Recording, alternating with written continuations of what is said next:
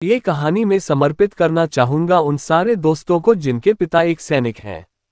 मुझे याद है एक बार मेरे एक दोस्त ने बताया था कि उसके पापा की पोस्टिंग जम्मू हो रही है और उन्हें थोड़ा डर लग रहा था। बात कुछ ज्यादा पुरानी नहीं है, मेरे पापा आर्मी में हैं। उन दिनों बारिश का मौसम था और पापा छुट्टी लेकर घर पर आए हुए थे। पापा खाना खा रहे थे और खाना खा कर उठे ही थे कि इतने में फोन की घंटी बजी।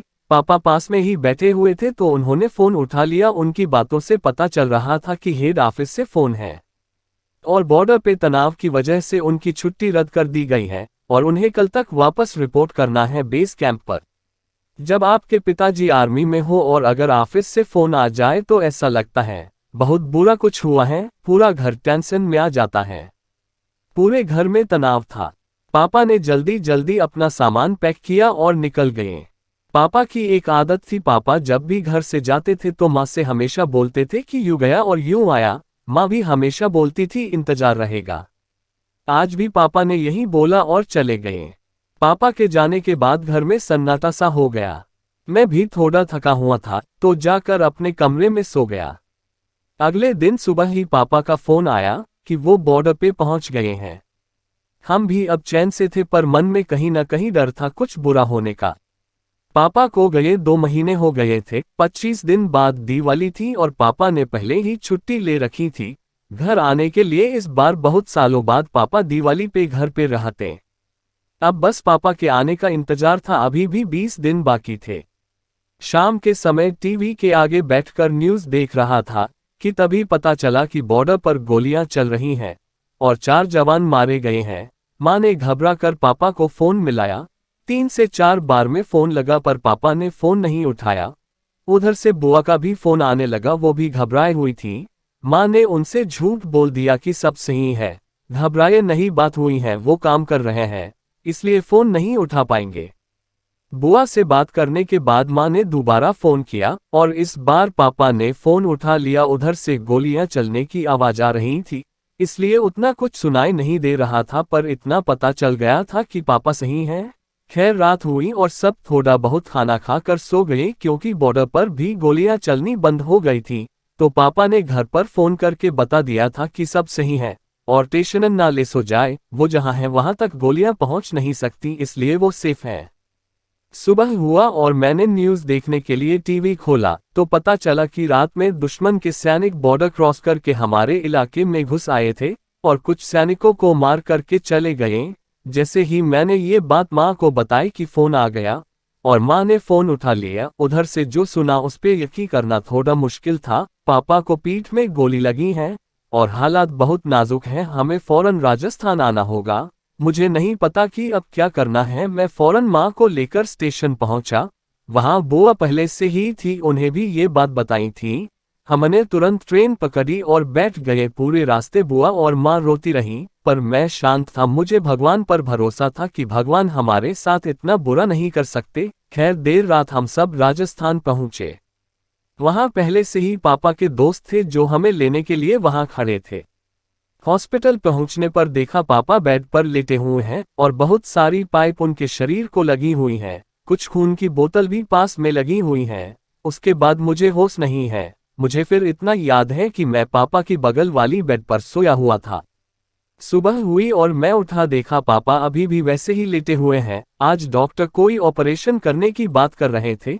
दोपहर में ऑपरेशन था तो मैं उठकर दवाई लाने चला गया। मैं अपने लाइफ के सबसे बुरे फेज से गुजर रहा था। जिस इंसान ने मुझे चलना सिखाया, दौड़ना सिखाया, वो आज मेरे सामने एक बेड पर लेटा हुआ है। ना किसी से कुछ बोल रहा, ना कुछ सुन रहा, बस चुपचाप लेटा हुआ है। दोपहर हुई, पापा का ऑपरेशन हुआ। डॉक्टर ने साफ साफ बोल दिया था कि ऑपरेशन जरूरी था इसलिए करना पड़ा, पर यह कोई ठीक नहीं कि पापा सही सलामत रहेंगे। 2 दिनों बाद पापा को होश आया, सब कुछ सही था। पर हमें बाद में पता चला कि पापा को पीठ में गोली लगने की वजह से पापा चलने की क्षमता खो चुके हैं, जिसके कारण पापा को आर्मी से वॉलंटरी रिटायरमेंट लेनी पड़ेगी। पापा को देखकर ऐसा लग रहा था कि उनके अंदर कुछ टूट सा गया है। ना वो सही से कुछ बोल पा रहे थे, ना खुलकर हंस पा रहे थे। बाहर से तो बहुत बहादुरी से दिखा रहे थे कि उन्हें कुछ नहीं हुआ है, पर मैं जानता हूं कि उनके अंदर कुछ टूट गया है। जो इंसान आज तक कभी किसी के सामने हाथ तक नहीं फैलाया, आज वो दूसरों के बदौलत अपना जरूरी काम करेगा। खैर, एक हफ्ते बाद पापा को हॉस्पिटल से छुट्टी मिल गई और दिवाली से कुछ दिन पहले पापा घर आ गए। घर आने के बाद पापा कुछ आराम महसूस कर रहे थे, पर आजकल पापा और अधिक पीने लगे थे। आर्मी में रहने की वजह से थोड़ा तो पापा पीते थे, पर आजकल कुछ ज्यादा ही पी रहे थे। पीने के बाद भी पापा शांत ही रहते थे, पर फिर भी मुझे उनकी चिंता हो रही थी। दिवाली का टाइम था और पापा आज छत पर बैठे हुए थे। वहीं पर आज पापा बैठकर पी रहे थे और मैं भी पापा के पास ही बैठकर उनके पैरों की मालिश कर रहा था। पापा थोड़ा नशे में थे, तो आज वो अपने पोस्टिंग की बातें बता रहे थे और मैं बिना बोले उन्हें सुन रहा था। पापा ने कहा, हम बहुत मस्ती करते हैं, हम साथ बैठकर खाना खाते थे, साथ सोते थे, साथ घूमने जाते थे। उस दिन भी साथ में बैठकर खाना खा रहे थे। अहमद मेरे सामने ही बैठा हुआ था, तभी अचानक फायरिंग शुरू हो गई। हमें संभलने का भी मौका नहीं मिला और अहमद को एक गोली लग गई। खैर, जैसे तैसे हमने अहमद को एक किनारे किया और जवाब में हमने भी फायरिंग शुरू कर दी। घायल होने के बावजूद अहमद हमारा साथ दे रहा था। करीब 3 घंटे फायरिंग के बाद हम सब ने उन्हें मार गिराया। हमारे 3 जवान मारे गए और 7 से ज्यादा घायल थे। उनमें से मैं भी था। खून बहुत ज्यादा बह जाने की वजह से मैं बेहोश हो गया था। थोड़ी देर बाद जब होश आया तो पता चला कि अहमद मारा गया और मेरे घर पर भी खबर कर दी गई है। ये जो हिंदू मुस्लिम का झगड़ा है वो बस कुछ राजनेताओं की वजह से है, क्योंकि सरहद पर बस एक फौजी रहता है, ना ही वहां पर हिंदू के लिए कोई जगह है, ना ही मुस्लिम के लिए। बेटा, अगर उस वक्त अहमद मेरे सामने ना बैठा होता तो शायद मैं आज तुम्हारे सामने ना होता, अपने परिवार के सामने ना होता। मेरी ये जो जान है वो अहमद की दी हुई है। तुम्हें उसका कर्ज उतारना होगा, तुम्हें उसके परिवार का भी खर्च चलाना होगा। लाइफ बहुत छोटी है, कुछ ऐसा करना जिससे और लोगों को फायदा हो। अपने साथ साथ जो लोग तुमसे जुड़े हुए हैं, तुम उनका भी कुछ भला कर सको। बस मेरी यही एक ख्वाहिश है, अगर तुम पूरी कर सकते हो तो कर देना। संभाल लेना सबको, अब इस घर के बड़े हो तुम, अब जो भी है वो तुम ही से है बेटा, तुम ही से है। ये कहकर पापा की आंखों में आंसू आ गए और वो उसी तरह छत पर ही बैठे बैठे सो गए। पर मैं पूरी रात जागता रहा और मन ही मन मैंने ये सोच लिया था कि मैं भी आर्मी में ही जाऊंगा और देश के साथ साथ समाज के लिए भी कुछ करूंगा। बस यही सोचकर मैंने एनडीए का फॉर्म भर दिया और जी जान लगाकर तैयारी की। कल मेरी पहली पोस्टिंग है। माँ पापा के साथ साथ बुआ के घर वालों को भी मुझ पर गर्व है। आज रात मैं पापा के पास वापस जाकर बैठा था। पापा ने आज कुछ नहीं बोला, बस यही बोला कि अब जब इतनी बड़ी जिम्मेदारी ली है तो उसका ईमानदारी के साथ पालन करना और मुझे तुम पर गर्व है। आज मैं रोया पापा की गोद में सर रखकर। कौन कहता है कि बाप और बेटा एक दूसरे के क्लोज नहीं हो सकते।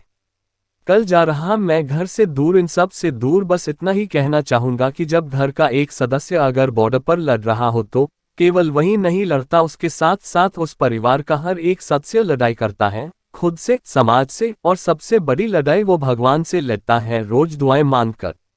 बस इतना ही कहूंगा कि यही है मेरी कहानी।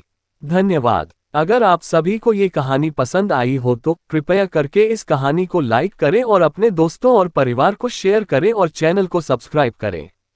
धन्यवाद।